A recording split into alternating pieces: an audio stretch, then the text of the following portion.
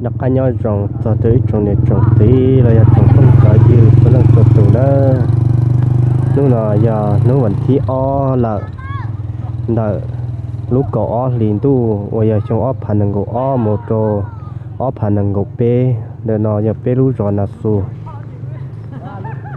giờ nó chết bé châu là tiếp theo lo trồng không có gì cho nên cho tí có năng suất từ đó bắt đầu tên trap bò lại tiếp theo nè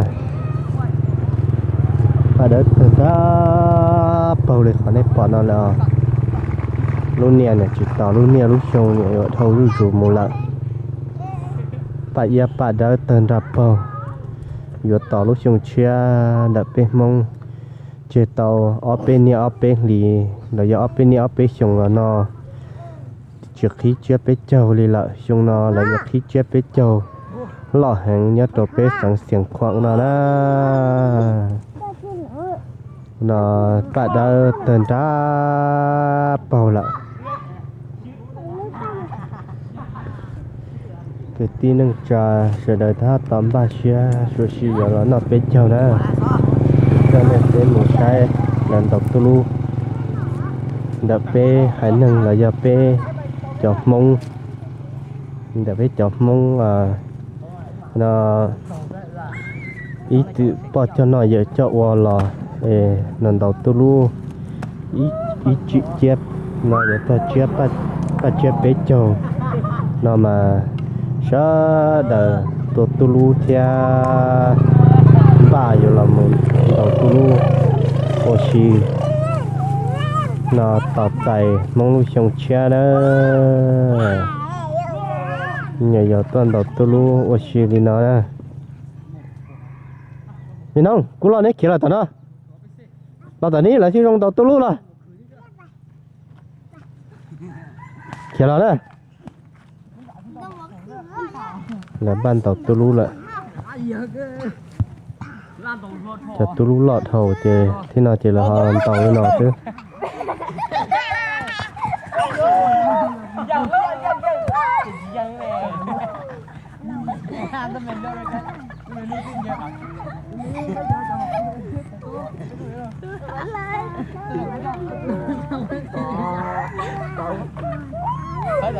nè trụ lắm em đuôi nè trụ lôn lon nè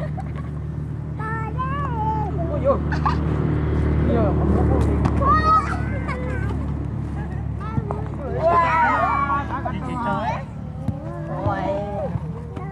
sử dụng đầu tôi luôn là chuyện từ nó sai nữa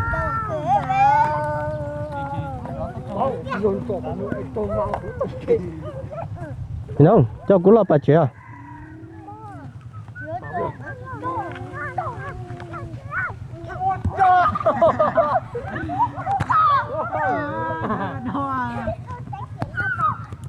bây giờ được bỏ đưa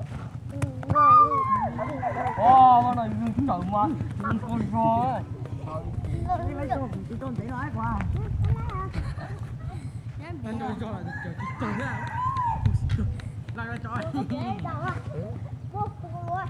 chục lúa tổng thua chỗ lại sao ngửa lúa làm bạc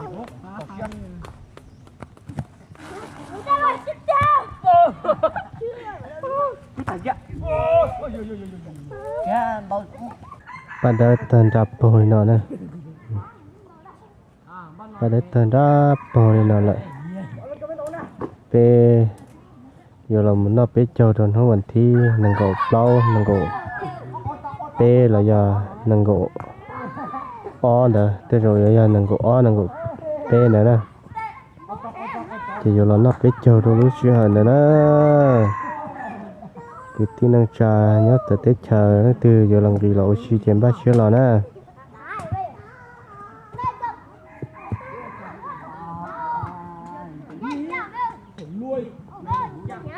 tụi nó dần ta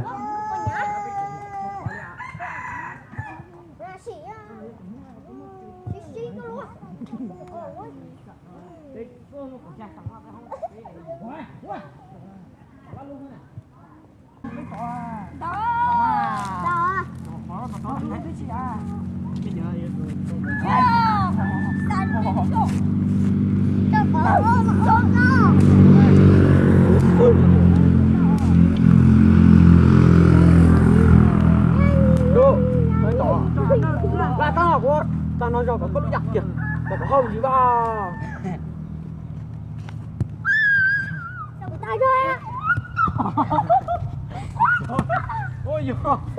Ôi Đừng ra để cho. Đây cho.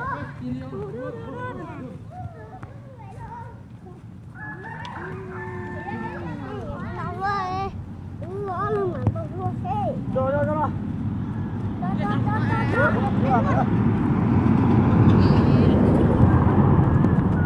Tan thôi rõ em à. Tả điêu. Không nó.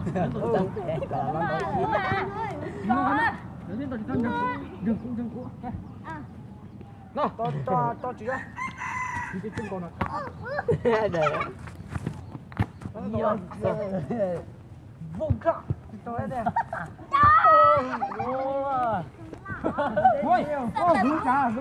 nên tàu luôn càng cái hòn tàu ấy nó bây giờ luôn nó tàu ta lẩu tiền này nè Là lưu lại.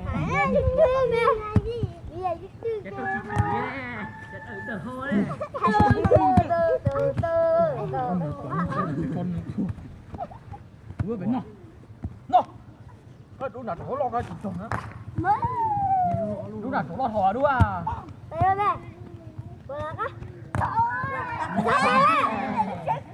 Mày là giấy sư hả? Mày là giấy sư hả nè? Đúng là chỗ lo đuôi là chỗ tôi tìm nó. Tăng lên. Ủa? Đi đi sư hả? Cái đấy bắt đầu chỉ ra rồi ta. Rồi cái chỗ có thử ấy. Bắt đầu qua chỉ có thời rồi, cái đầu rồi. Đi cho mấy đi đầu chúng nó sẽ. Bên đầu ruộng hay. Cái lỗ lại chú sẽ. Ê, tôi mua xe của tôi có thử rồi. Anh trời ơi. Cái tổ kia. Để chôn luôn ta. Tôi giăng đi, tôi giăng à. Có luôn à. Cha ơi, trộn ta lên nữa.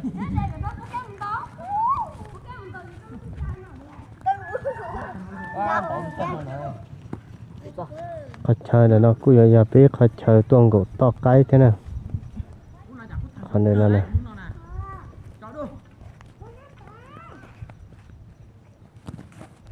Tổ ai à? Qua đến kia. Vâng ở đâu có. Tại vâng kế đồ. Vâng ở đâu. Mày ơi. Vâng kế đồ. Vâng đâu đồ.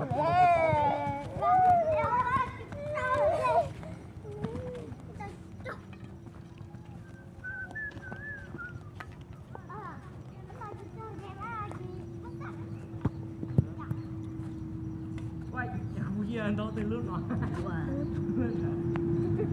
Đâu đâu. Nó chọn cái tí là thôi. Đúng, cái nữa của nó.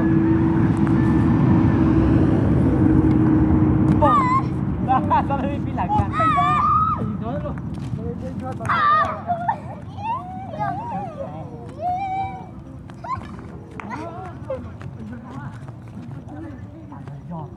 Bây giờ thằng chó. Nó thảo gì đó chưa?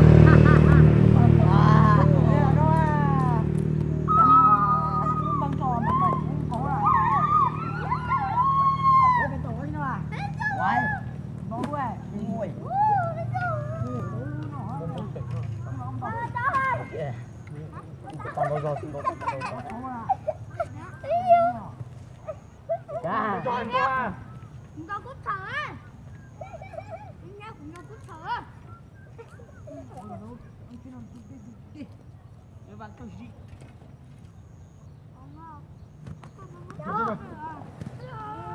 Em nghe bụng no, chỉ bụng no mà thế lấy con. Con lôi ơi.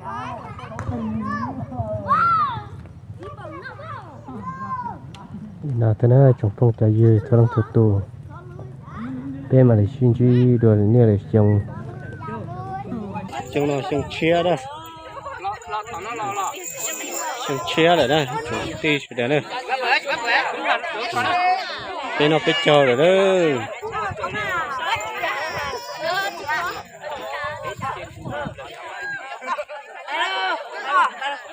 cái nó phải chờ đó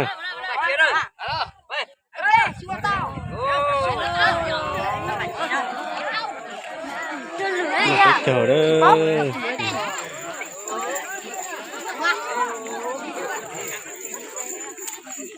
nó phải chờ là chị để khi nó chờ sẽ đời to của to này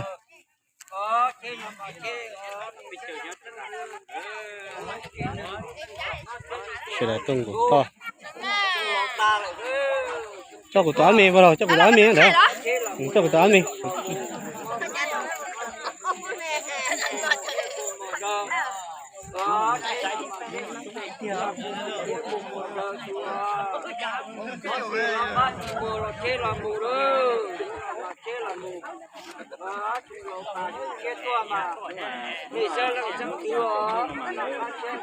chung chiếu